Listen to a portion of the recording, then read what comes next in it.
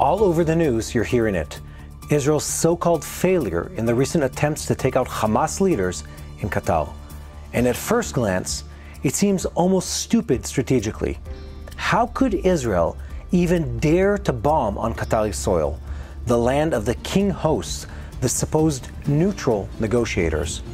It feels reckless, overly aggressive, completely uncalled for.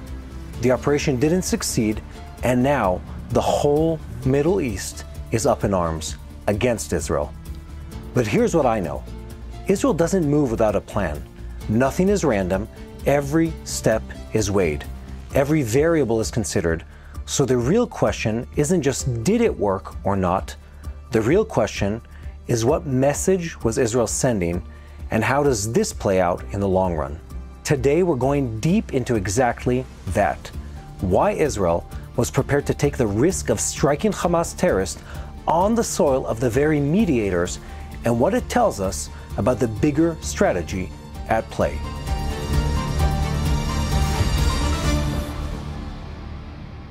Let's take a look at Qatar. On the surface, they play the role of the calm, collected negotiators, the ones hosting peace talks, always presenting themselves as the bridge between warring sides. But what they seem to be is not what they truly are. I need to say something straight out. Israel has taken on Hezbollah in the north, Hamas in the south, the Houthis, terrorists in Iraq, and yes, Iran itself, thousands of miles away. But here's the truth nobody talks about. Qatar is the hidden front, the quiet battlefield shaping everything around us. And in our modern world, wars aren't just fought with tanks and missiles. They're fought in the media, in the classrooms, and on the streets of foreign capitals. And Qatar has mastered that battlefield. They're a tiny country with no real army to speak of, but they're sitting on mountains of cash. And they've used that wealth to buy influence, pouring billions into Western universities, think tanks, and media outlets. They've bankrolled protests, they've amplified slogans, and pushed narratives designed to demonize Israel, carefully packaging lies and propaganda until it looks like the truth. Now make no mistake, they're not neutral. They are the extremist propaganda machine wearing a diplomatic suit. And yes, they've been hosting negotiations since the very beginning. But here we are, almost 2 years later, and what's come of those negotiations? Nothing's come. So you have to ask, are these negotiations really about peace or about dragging things out, letting pressure build against Israel while buying Hamas more and more time? Now let's shift to the operation itself, because while the headlines say failure, what Israel pulled off was nothing short of groundbreaking. Picture this: Israeli intelligence pinpoints the Hamas leadership moving inside Qatar. Negotiations were supposed to be happening, deals were supposed to be in the works, and yet these terror chiefs were sitting comfortably plotting their next move against Israel. And Israel responds by strapping a ballistic missile onto a fighter jet, something no one thought could even be done, and delivering it with surgical precision straight into a building over 1,000 miles away. That's not just an attack, that is a message. We can reach you anywhere. Now think about the distance from Israel to Doha, Qatar, and then realize they hit their mark like a sniper's bullet. That is intelligence brilliance, combined with military innovation at a level that's shaking the entire Middle East. Every capital in the region is watching this and thinking, if Israel can do that to Qatar, what can't they do? So a big question rises, how will Qatar react? Now, Qatar isn't going to roll out tanks or fighter jets. That's not their style. They don't really have the military muscle to challenge Israel head-on in the battlefield. What they do have is a whole lot of money, a whole lot of media pressure, and influence. Now think about it. Qatar owns Al Jazeera. It pours billions into universities, into sports teams, and politics around the world. Their power is soft power, if there ever was soft power. It's shaping the conversation, it's pulling strings behind the scenes, and hosting talks they make look like they're the key mediator. Now we're already seeing the playbook. Doha is hosting an Arab Islamic gathering to rally backing after the strike, with the draft language condemning Israel and threatening political costs to Israel more heat than teeth. But it's heat nonetheless. And the UAE, who just normalized relationships with Israel, publicly signaled Gulf solidarity with Qatar even as it tries to keep channels to Jerusalem open. Now that is classic Qatar. Not tanks on a border, but networks, media, and leverage. Now let's break down this idea of a new Arab League that is forming through Qatar. What does that really mean? Here's some history. For decades, Israel faced a big Arab League boycott. It worked in 3 different layers. First, the primary boycott. Arab countries themselves refused to buy Israeli goods or do business with Israeli companies. Then came the second boycott. If a company in Europe or company in Asia worked with Israel, Arab states pressured them to stop or risk losing Arab markets. And finally, the tertiary boycott. Even companies that traded with those Israel-friendly companies could get blacklisted themselves. It was a huge economic wall, and for years, it really boxed Israel out. But by the 90s, after the Oslo peace process began, most of that started to crumble and fall apart. Gulf states stopped enforcing those wider boycotts, foreign companies came back, and the system slowly collapsed. And here's the key point. In today's world, economies are too global and interconnected to bring back that old model in full. We'll probably see statements, we'll see diplomatic protests, maybe even ambassadors recalled or some targeted economic moves, but not the kind of airtight boycott that Israel once lived under, that I and my friends grew up under. So where do the Abraham Accords fit into all of this story? Now they've definitely been under pressure, but they've also held up better than most people expected or anticipated. Let's take the UAE for an example. They've strongly criticized Israeli actions at times and even pulled back their diplomats for a while here and there. But trade between the two countries kept growing in any case. Bahrain, Morocco, they've been more cautious, sometimes stepping back a little or facing public pushback at home. And still, the relationship never collapsed or stopped. Here is the truth. Countries didn't sign the Abraham Accords because they suddenly fell in love with Israel. They did it for their interest. For trade, for energy, for shipping, for investment, for technology, and interests tend to stick, even when emotions run high. So even with the Qatar crisis, even with everything that's happened, what you're likely to see is a tough collective statements, but not a complete break in the relationship. Now, will the Arab states really team up with Iran over this attack? Well, the short answer is they'll talk like it, but they won't actually do it in practice. You have to remember, Saudi Arabia, Iran restored formal relations only in 2023. That was a deal brokered by China to calm things down in a very tense region. But make no mistake, Saudi Arabia still views Iran as the regional bully and villain, not a partner it wants to rely on in the future. That whole agreement was about lowering the heat and keeping space for Saudi Arabia's Vision 2030, their big plan to modernize and diversify their economy. So yes, you'll hear strong rhetoric, but Gulf states will prefer to voice anger in Arab-only settings, not by locking arms with the Iranians. And this is where Israel still has a unique edge. We have technology, especially water tech. Israel today isn't the isolated country of the old boycott years, of the 90s, the 80s, the 70s. It's become a world leader in water solutions. We reuse almost 90% of our wastewater throughout the country, running some of the biggest desalination plants on Earth and exporting that know-how worldwide. Now, these are exactly the solutions Gulf states and Saudi Arabia in particular need as they look to secure food, water, and energy for the future. You don't just walk away from that kind of value. Life here in Israel hasn't just been about physical recovery. It's about people trying to rebuild from the ground up. So many hardworking Israelis, bakers, artisans, small shop owners had their lives turned upside down. Some were called to reserve duty, others had to leave their homes, many lost months of income almost overnight. And now they're trying to start again, to reopen their businesses, to restock shelves, to get back to doing what they love. But it's not easy, guys. They need help. And that's why Arta exists. Arta partners directly with these small businesses, buying their handmade goods and delivering them in beautiful boxes to homes around the world. Each box helps real families get back on their feet.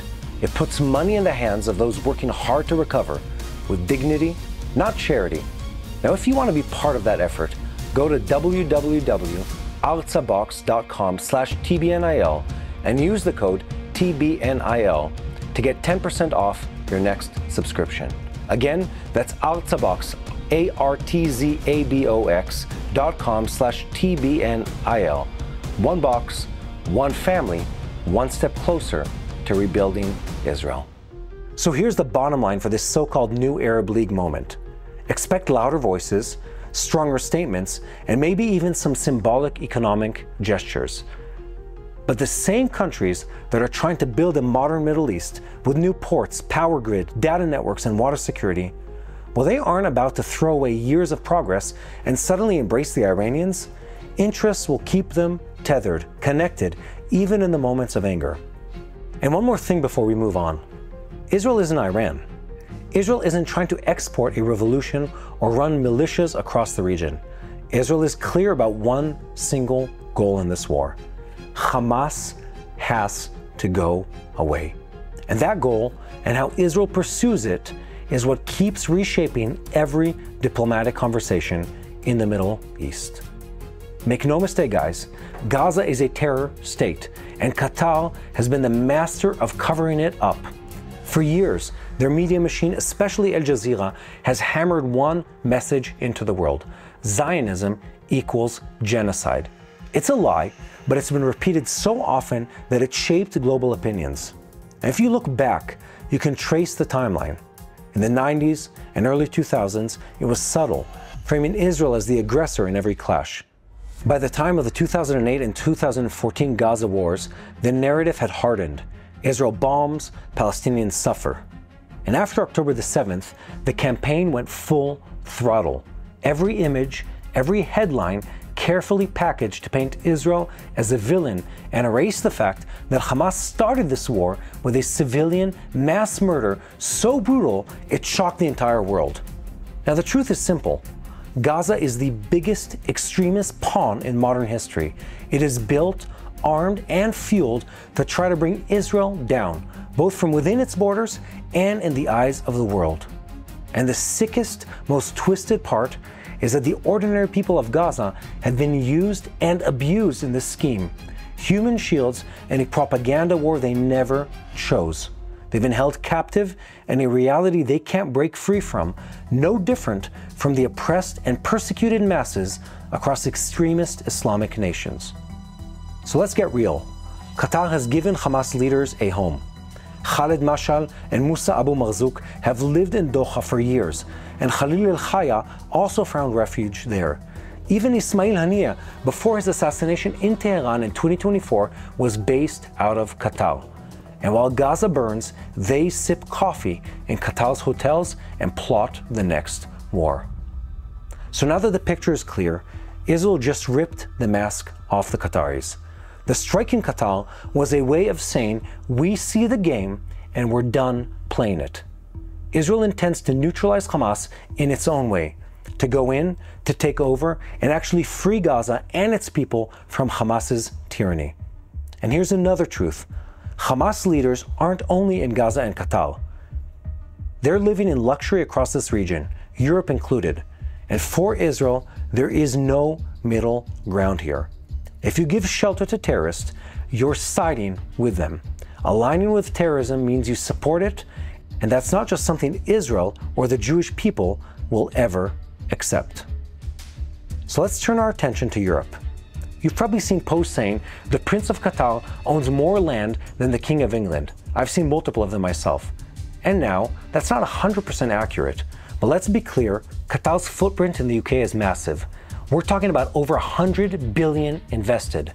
They own Harrods, they own a massive complex called the Shard, they have a huge stake in Canary Wharf, luxury hotels, even part of Heathrow Airport.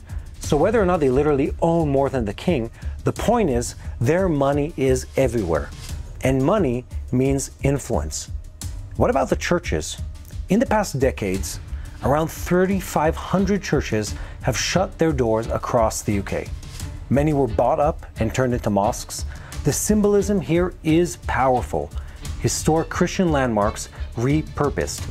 Entire communities watching their spiritual centers closed down and handed over to Islam. It is dramatic, it's raw, and it shows the depth of change across Europe's cultural landscape. Now here's the other side of that story. The tides are turning. Just last week in London, about 100,000, possibly even 150,000 people poured into the streets in a massive rally. The message was loud and it was clear. We are Britain, not Palestine. These weren't quiet protests. They were bold, they were angry, and they turned violent at times, with dozens of arrests and police officers injured. But what matters is really this. People are reaching their breaking point. They're sick of watching their streets, their culture, their homes bend under the weight of extremist corruption and violence. And they're starting to push back. Now, before we wrap up, here's another scenario to keep in mind. Talk of World War III isn't just background noise at this point. Across Europe, it's a real fear. Russia's already pushed into the Ukraine. It's tested Polish airspace with drones. And leaders are warning openly that Putin could even target a NATO country if he wasn't stopped. That possibility changes everything. Look at Germany, for instance. They recently signed a deal worth nearly 4 billion euros to buy Israel's Arrow 3 missile defense system, the biggest defense export in Israel's history. Now, this is all part of a wider European project to build a new shield in the skies. And here's the point. If the worst happens, if Russia pushes further or Iran keeps stoking chaos, Europe and the West won't just be watching Israel from the sidelines. They'll be standing in line for Israeli defense systems, Israeli technology, and Israeli know-how. Because when the enemies of the West grow too bold, Israel's reputation shifts. It's not just a small country fighting in the Middle East anymore. It becomes the arsenal and the shield that others truly need. That's a reality we're heading towards. So let's circle back to where we started this entire conversation. Qatar, the strike that so many headlines rushed to call a failure. Did Israel kill every Hamas leader it targeted? It absolutely didn't. Did the world react with outrage? It absolutely did. But here's the thing. Israel doesn't play for headlines. It plays the long game. Every move is calculated, every risk is weighed, even when the immediate results look messy.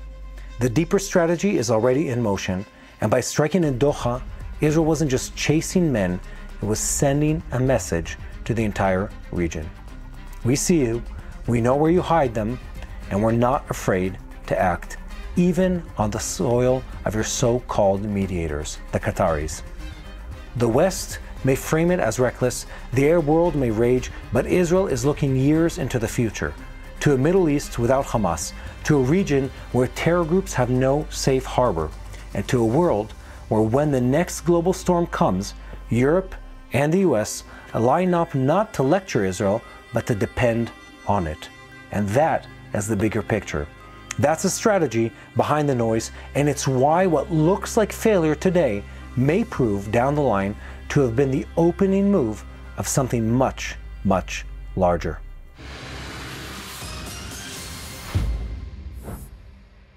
Hello, this is Mati here in Jerusalem with TBN Israel. This is Yair Pinto from TBN Israel here in Jerusalem. TBN Israel is keeping viewers informed with Israel-focused news, culture, and what God is doing in this land. Support TBN Israel today online at tbn.org/Israel. Thank you.